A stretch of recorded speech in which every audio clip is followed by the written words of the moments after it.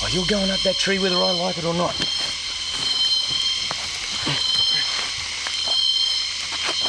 Whoa. Trying to be really gentle. I can't believe it. A green python.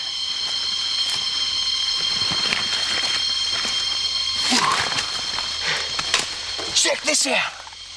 Have a look at this. Green pythons are one of the more common snakes here. They're like a dime a dozen. Absolutely beautiful. And you can see how well they climb. Amazing thing is, they've got a brilliant sense of vibration. This snake could feel the vibrations of my footsteps as I was coming towards the tree. He's gone from his basking position straight up that vine. And it was only in my peripheral vision that I was able to locate him, was able to pick him up and see him zip up there and catch him.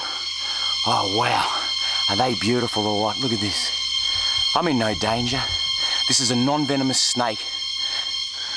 Ah, he's constricting my head. Nah, they're beautiful, look at this. Glorious snake. I've seen some snakes in my day, but I tell you what, the green python is certainly the most brilliant, vividly, brilliantly coloured snake in the entire world. They're basically nocturnal. They hunt for their food during the night. And look at the way he stretches out. Look at this. Straight out. Straight as a stick. They're very slow-moving snakes, and they can stretch from one branch to another. Now have a look down here. This is amazing. See his tail? Look at the blue coloration of his tail. This is one of the few python species in this world that will caudal lure. So they'll actually stick their tail in amongst the leaf litter or on a tree, and they'll wiggle it like this. Right, so that's a lure. So he's wiggling, wiggling, and he'll have his neck into the S position, ready in ambush. Wiggle, wiggle, wiggle, wiggle, wiggle. As soon as a little rat or a mammal or even a lizard comes close enough, whack, strike, coil around it. Right round it, tighten up, and air's pushed out. And as that animal tries to breathe, air gets less and less air until the animal is finally asphyxiated. Pythons don't actually crush their food, they asphyxiate them by cutting down the amount of air they can get into their lungs. They're a beautiful constrictor. They're very common here in the lowlands. Very common. Have a good day, mate.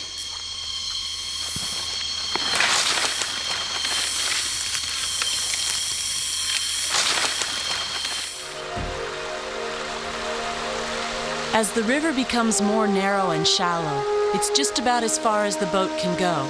So this is where Steve's going to be dropped off. He has to travel the rest of the way by foot, through the thick, dense jungle that absolutely swallows him up. There's no way of knowing what lies ahead, what type of animals, what weird plants, what strange creatures he may encounter. This fig tree has grown around another tree and strangled it. The tree could be up to 200 years old, and it's immense. There's an entire ecosystem that is held within this one tree. This first bit, pretty slippery. It's got a lot of moss on it. But once I get over the first 50 feet, I should be out of the moss. Come on, Steve-o. It's incredible enough just to be climbing this tree, getting up to heights over 7 stories. Steve's looking for any kind of wildlife, and the thought of juggling wildlife with one hand and hanging on with the other is daunting. Here's a goanna, a type of goanna species. Oh, have a look at this. You're right, mate. You're right. You're right. Whew. I'm right now. Whew. Now, this is probably the biggest predator up here. Oh, this is a mangrove monitor, and it's a goanna species. Oh, you're grumpy. You're all right, mate, you're all right. I wouldn't want to take a bite off one this size, because it'd hurt like heck. Come on, mate, up you get. Mangrove monitor, being a goanna, strictly a carnivore, So he's up here cruising around looking for lizards, birds' eggs, frogs, anything that's smaller than him, he'll eat. He's like the crocodile of the trees. They're found from the sea into the mangroves, right up here into the rainforest. Righto, mate, righto, you're right. Up you go then.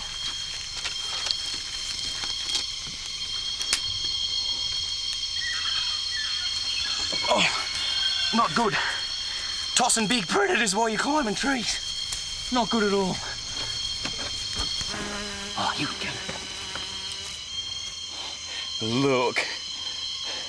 And this is what that mangrove monitor would be chasing. It's a little gecko. Look how yellow he is.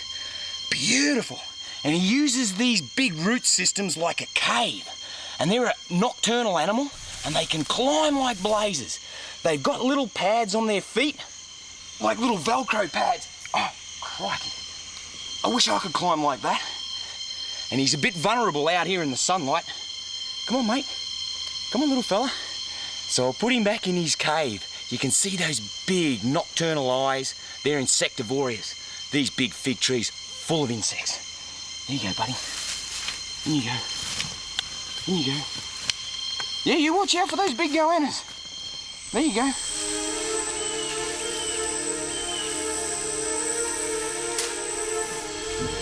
Steve's finally made it into the canopy. And have a look at how far down it is. Oh, maybe you better not look. The jungle is made up of layers, and when you finally get into the canopy, you discover wildlife that you can't possibly imagine. Steve's gone 200 feet up just to check it out. Woo! Steve Irwin, human tree room. And now he's got to get back down in typical Steve style. Wow, pretty handy to find this vine here. Makes it a little easier. Swinging down the vine like that, I think all he needs is a loincloth. Now that he's reached the understory again, he's back on the ground, and you can see that the jungle's overgrown even on the floor level. The plants are above Steve's head. Jungle rules. Steve cuts through the jungle using animal trails. And like most animal trails, they eventually lead to water. Oh, hang on, mate. Death adder. Have a look at the way he curls up under the leaves.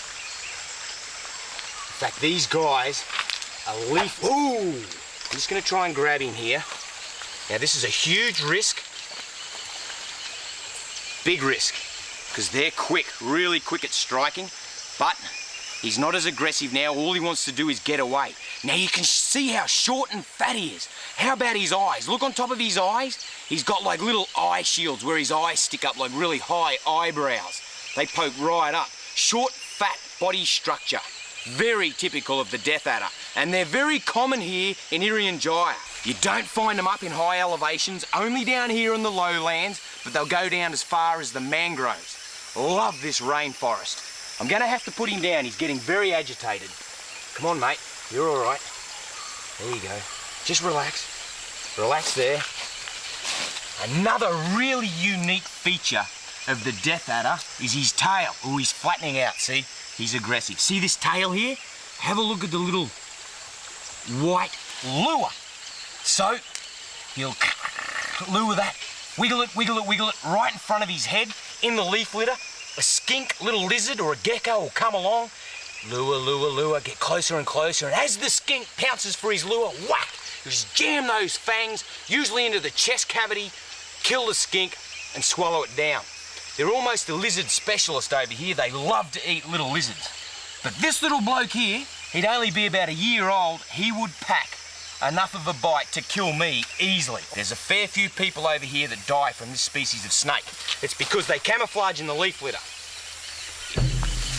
So I'll just let him on his way.